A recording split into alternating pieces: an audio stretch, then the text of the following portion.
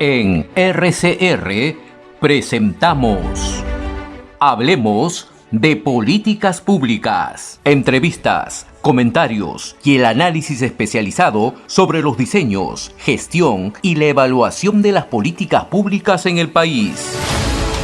Con la conducción de Gustavo Nakamura. Hablemos de Políticas Públicas.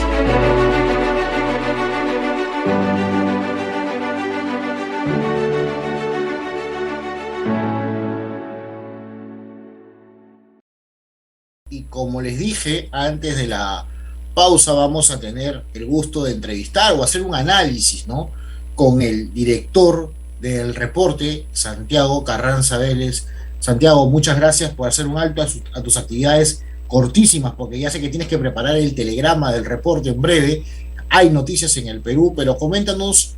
La primera pregunta que te hago, tú que ves las noticias día a día, porque tú te levantas con noticias, acabas con noticias, pero también haces análisis político. Entonces, ¿ves cerca? ¿Hay una luz al final del túnel? ¿Cómo ves tú el análisis que está viendo en el país? Porque la gente no entiende. Hoy ha pasado que no pasó la acusación del presidente Merino Lama, pero ya han aprobado que la subcomisión empiece todo este proceso de Dina Boluarte. ¿Cómo ves el panorama? Ayer aprobaron el tema de Castillo, hay una pugna por la mesa directiva, Castillo renuncia a Perú Libre. ¿Qué está pasando, crees tú? Porque tú estás leyendo todo el tiempo noticias y diferentes tendencias, es cierto, para saber por dónde va. ¿Cuál es tu análisis, Santiago, de todo esto? Hola Gustavo, muchas gracias por la invitación y le mando un especial saludo a tu audiencia. Has mencionado una serie de noticias que en primera instancia pueden parecer que el sistema político está muy desperdigado, que los diferentes actores de la política, de la oposición, los que se centran, los que están como al medio entre el gobierno y la oposición también comienzan a operar de diferentes maneras. Lo que yo veo aquí es que este es el resultado de un momento político muy particular, ¿no? En primera instancia, lo que podría decir es que tenemos a una izquierda corrupta que no sabe gobernar y por otro lado una derecha que no sabe hacer oposición, ¿no? Se han invertido una serie de roles en los que no necesariamente tienen expertise los principales actores del sistema político, ¿no? Tú me preguntas cuál es la salida a la situación. Hace un par de semanas hicimos un editorial en el reporte en el que opinábamos como diario que la principal salida o el primer paso para acabar con la crisis política es que se acabe este gobierno. Eso pasa por tener uno nuevo. ¿Y cómo se logra eso? En primera instancia, con la salida de Dina Boluarte a la vicepresidencia de la República, lo cual va bien auspiciado según lo que hoy día se ha producido en el Congreso. La comisión permanente le ha dado 2 semanas de tiempo a la subcomisión de acusaciones constitucionales para que presente el informe final y pase al pleno y sea votado ahí. Y luego lo siguiente es que Pedro Castillo salga del gobierno, lo cual parecía difícil, o en mi opinión sigue pareciendo difícil. Sin embargo, parece que cada día está más debilitado. Lo que lo debilita más allá del tema recentísimo de una pelea con Cerrón, yo creo que es la investigación fiscal, ¿no? La investigación fiscal está llevando a que muchos de sus allegados estén prófugos y que prácticamente el presidente no tenga un pedido de prisión preventiva porque tiene inmunidad, ¿no? Entonces, a la luz de cómo va avanzando la investigación fiscal, se tienen más pruebas, se van encontrando también más que pruebas, la estructura de poder o la estructura de tráfico de influencias en el ministerio se va revelando cada vez más, y eso lo que puede llevar es a una acusación constitucional más fuerte o incluso activar otro tipo de cosas como manifestaciones y demás, si es que la corrupción está tan manifiesta, ¿no? Interesante tu análisis también. Entonces, no nos equivocamos en pensar que probablemente, digo probablemente, nosotros no somos los congresistas, no votamos, tenemos amistad con alguno otro, pero no sabemos en realidad qué pasará, ¿no? Porque en el Congreso de todo puede pasar. Va una cosa y termina de otra forma. Nos ha pasado, creo, N veces la gente esperando que haya una votación abrumadora y al final terminan perdiendo uno u otro lado, ¿no? Eso ha sido siempre la tónica que pasa en el Parlamento. Pero todo hace indicar que lo primero que va a pasar es lo de Dina Boluarte. Definitivamente es algo que en 2 semanas se tendrá que resolver y probablemente pase a la legislatura que viene, ¿no? Salvo que haya una legislatura continuada hasta el 28 de julio, lo cual dudo, porque imagínate llegar a 28 de julio con que, si es que se aprueba la acusación constitucional, caiga la primera vicepresidenta y no tenga ministra también el presidente y vaya a declarar al Palacio, al Congreso el 28 de julio sin vicepresidenta, sería muy, muy duro para el presidente, sería un golpe, yo creo que ya no iría ranqueando, yo creo que iría ya cojo, porque realmente estaría cojo ya él, pero no sabemos qué va a pasar, puede ser que pase agosto, pero también interín está la elección de la mesa directiva. Y eso es un tema que la gente, prácticamente hay gente que no le importa y en política no lo analiza, pero creo que nosotros, desde el punto de vista, es fundamental, ¿no? Porque la mesa directiva, quien asuma la presidencia, probablemente sea un presidente o presidenta interina o interino de los próximos meses, si es que cae el presidente Castillo y no sigue siendo presidente.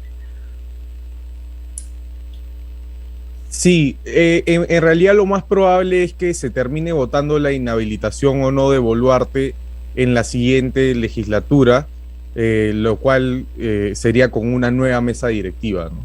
Y la disputa por esta mesa directiva está siendo furiosa porque ante la inestabilidad del gobierno, las fuerzas políticas prevén que podrían llegar a ser un gobierno de oposición. Entonces no solamente te estás repartiendo la mesa o estás consiguiendo la mesa, sino que eventualmente podrías terminar siendo gobierno, ¿no?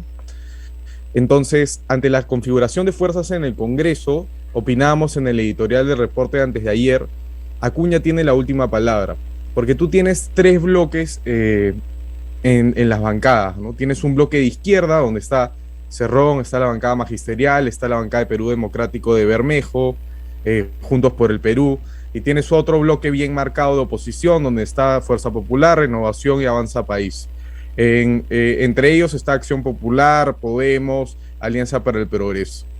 Hay un acuerdo que se hizo el año pasado, cuando se eligió a Mari Carmen Alba, de que el siguiente año, es decir, sea Alianza para el Progreso quien presida la mesa. Si se decide mantener el acuerdo, y el problema no llega a ser mantener el acuerdo, el problema llega a ser en este momento en las negociaciones quién de Alianza para el Progreso asume la presidencia del Congreso. Alianza para el Progreso es un partido sin identidad partidaria, ¿no? Básicamente es un partido de los que se llama atrapatodo, ¿no? Tienen diferentes tipos de políticos, ¿no? Tienen, y ya refiriéndonos a los posibles candidatos para presidente del Congreso, tienen a un ex político de izquierda como Eduardo Salguana, que tenía la venia, digamos, de la dirigencia partidaria. La oposición ha dicho que no haría una mesa directiva con él, por lo cual para que Eduardo Salguana sea presidente del Congreso tendría que Acuña, el partido Acuña tendría que aliarse con la izquierda. Y la oposición, por su parte, ha dicho que si Alianza para el Progreso va a presidir la mesa, quieren que sea Gladys Echaíz.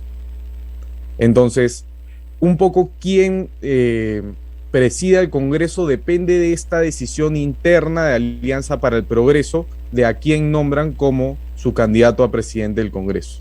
Eso sí se mantiene de acuerdo. Si no se mantiene, vienen unas negociaciones mucho más estresantes, por decirlo menos. Totalmente, lo que estás diciendo, Santiago, es correcto y válido, ¿no? Porque tú te analizas lo que está pasando. Claro, muchos estamos pensando primero en la cabeza, ¿no? de la presidencia del Congreso. Pero ojo, si se da el caso de que Castillo caiga y no siga siendo presidente por la acusación constitucional, por vacancias, si sale el audio famoso o el Vladivideo, que se dice que hay un video y lo que sea, por alguna razón cae el régimen de Castillo y obviamente ya no sigue la vicepresidencia, la mesa directiva se va a transformar. La presidenta o el presidente será presidente de la República y tendrá que evaluar en 6 meses a convocar elecciones de presidenciales, ¿no? Ahí también es otra disputa que se va a venir, porque cierto sector de la prensa empezará la narrativa que ya empezaron hace tiempo, de que son elecciones generales, es decir, congresales y presidenciales, ¿no? Ellos quieren que se vayan todos, porque claro, sus representantes no llegan ni a 2 dígitos en el Parlamento, por no decir menos, ¿no? No llegan ni a esto, 3, ¿ya? Voy a ser franco. Entonces, claro, pasa eso, ¿no? Entonces, eso es lo que está pasando en este momento. Y por otro lado, tenemos que la primera vicepresidencia se va a convertir en la presidencia o el presidente del Congreso, que es el primer poder del Estado. O sea, se juega mucho esta mesa directiva. El acuerdo es cierto, que Alianza para el Progreso le correspondería a la presidencia. Ahora, ¿quiénes acompañan a esa mesa? Tú sabes más o menos, Santiago, qué se rumorea en pasos perdidos, ¿no? Porque no se sabe, ¿eh? Hasta ahora. Hasta ahora no hay nada definido. Básicamente las bancadas están definiendo quiénes serían sus candidatos, ¿no? Para la mesa directiva, ya sea para alguna de las 3 vicepresidencias o la presidencia, ¿no? Yo creo que el factor principal que hay que saber es a quién decide Alianza para el Progreso. Pero un tema que me gustaría tocar, que ha levantado en estos últimos 2 días mucha atención, es el conflicto entre Perú Libre y Vladimir Cerrón con Castillo, porque me parece que reta los análisis a primera vista, ¿no? Por ejemplo, hoy día estaba leyendo la columna de César Hildebrand, en la cual decía que ese era un plan de Cerrón para poner a Boluarte. Por otro lado, Víctor Andrés Ponce del Montonero decía que por el contrario, esto solamente es un juego circense, ¿no? Y que en realidad no se ha partido o no había una diferencia real entre Perú Libre y el señor Castillo. Yo me decanto un poco más por esta última visión, porque a Vladimir Cerrón no le conviene que caiga Castillo en el sentido de perder o ganar poder. Si combina Boluarte, él consigue más poder, es decir, más ministerios, más entidades estatales, ahí sí le convendría, ¿no? Pero por el momento no le conviene que caiga Castillo, porque él controla una serie de instituciones. La principal es el MINSA, ¿no? En la que está uno de sus ex gerentes de ministro de salud y otras menores, ¿no? Yo creo que hay que ser muy cauto con esto y no comenzar a adelantarnos a los hechos como de una posible vacancia o una posible aprobación de acusación constitucional mientras que no tengamos los votos, porque tenemos que aprender del tiempo pasado. La gente que se halla en la oposición, como el diario El Reporte lo hace, o los medios que se hallan en la oposición, celebramos en su momento los 2 pedidos de vacancia, pero ¿de qué importan si van a terminar siendo letra muerta, ¿no? Primero hay que ver cómo está la configuración de votos en el Congreso y en base a eso veamos si es que se pueden dar estos planes futuros, porque también puede ser que por la efusividad y la grandilocuencia de cómo la prensa presenta los actos, podamos estar pensando que va a caer y en realidad Castillo llega tranquilamente a fin de año, ¿no? No es la primera vez que estamos en un contexto así. En algún momento las portadas en febrero, me parece, las portadas del Grupo de Comercio le pidieron la renuncia a Castillo después de ya un primer pedido de vacancia, y también parecía que iba a caer, ¿no? Pero aquí parece que no pasa nada, ¿no? Sus sobrinos están fugados, nadie los encuentra. Su ex ministro y mejor amigo está fugado y nadie los encuentra. Hay una cierta resiliencia a tolerar los acontecimientos que en primera instancia parecen negativos para el gobierno, porque siguen teniendo los votos en el Congreso para sostenerse, ¿no? Mientras eso no se rompa, no hay salida. Totalmente, totalmente. Hasta que no se rompa la alianza y caiga propiamente si el presidente Castillo, o sea, ya si sale un video y con ese video no votan a favor de la vacancia, sería una locura. Pero más allá de eso, si prospera la acusación constitucional, igual se necesitan ciertos votos, y esos votos, lamentablemente, muchos de ellos, como se saben por las acusaciones fiscales y las investigaciones, hay implicados congresistas, ¿no? Los famosos niños y entre otros, ¿no? Yo creo que ya no son niños, yo creo que es un guaguaguasi que tenemos ahí, pero bueno, más allá de eso, esa es la verdad del asunto, hay que decirlo, ya no hay que quedarnos solamente en la especulación, ya es vox populi la situación. Pero es alguna reflexión importante que has dicho, Santiago, y bueno, ya para no quitarte más tiempo, cerrar la entrevista, ¿no? Tenemos una derecha que creo que nos falta muchísimo, muchísimo aprender, ¿no? Y nosotros ahora vamos a cortar ya la entrevista, y ahorita te invito a que después los puedas ver por las redes sociales y todo. Va a venir un asambleísta de Ecuador, Esteban Torres Cobo, y nos va a explicar lo que está pasando en Ecuador. Les están incendiando el país, pero curiosamente a ellos les están incendiando el país. Se está dando lo que pasó en el 2019, 2020 con Merino, unido a la ineptitud de la derecha en juntarse y trabajar conjuntamente, lo que le pasó a Keiko Fujimori y Pedro Pablo Kuczynski en el 2016. Tormenta perfecta lo que está pasando en Ecuador en este momento. Pero bueno, no te quito más tiempo, Gustavo, Santiago. Vamos muchas gracias. Quería terminar invitando a tu audiencia a buscarnos como Diario El Reporte en redes sociales y a suscribirse. Les llegará toda la información a través del WhatsApp resumida y además material de opinión que creo que puede ayudar en general a formar una opinión, valga la redundancia, mucho más informada. Muchas gracias, Gustavo, por el espacio.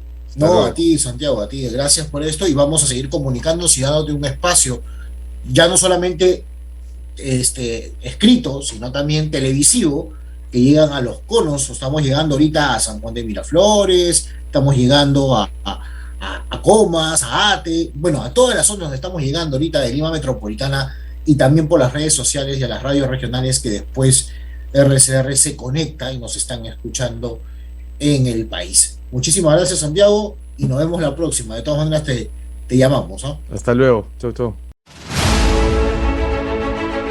Hemos presentado